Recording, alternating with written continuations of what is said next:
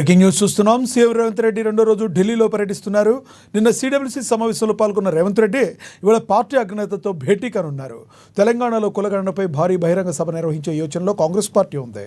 కేంద్ర ప్రభుత్వం రాబోయే జనగణనలో కులగణన నిర్వహించాలని నిర్ణయించిన నేపథ్యంలో నిన్న జరిగిన సిడబ్ల్యూసీ సమావేశంలో నేతలు క్యాస్ట్ సెన్స్ అంశంపై చర్చించారు.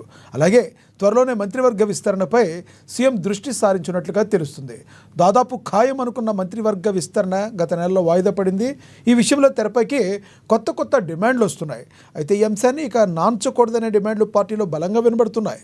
ఈ అంశాన్ని ఇవాళ జరిగే భేటీలో పార్టీ పెద్దలతో సీఎం చర్చించే అవకాశం ఉందన్నట్లుగా తెలుస్తుంది.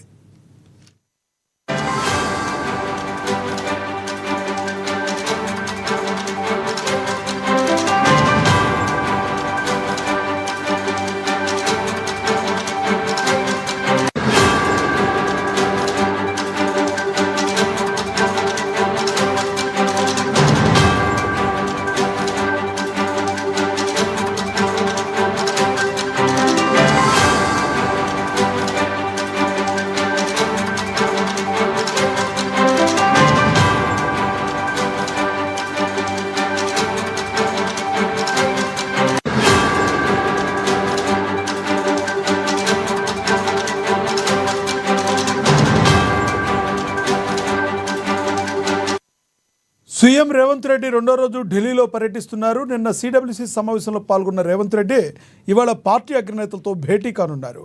తెలంగాణలో కులగణన భారీ బహిరంగ సభ నిర్వహించే యోచనలో కాంగ్రెస్ పార్టీ ఉంది.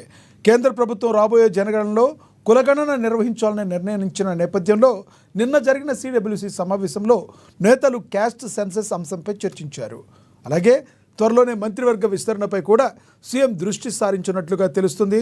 దాదాపుగా ఖాయమనుకున్న మంత్రివర్గ విస్తరణ గత నెలలో వాయిదా పడింది.